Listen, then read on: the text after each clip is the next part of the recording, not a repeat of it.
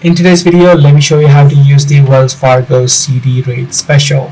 Now, in order to optimize your returns with Wells Fargo CD rate special, you'll need to open an account with a minimum $5,000 opening deposit and then connect one of your qualifying checkings account to unlock a higher tier or a higher relationship rate. So within the Wells Fargo application or using the online banking, you need to at least add in a $5,000 opening balance. And then once that is done, you need to connect a qualifying checkings account. If you already have an existing checkings account within Wells Fargo, make sure you link those first of all, and only then you'll be able to unlock a higher relationship rate.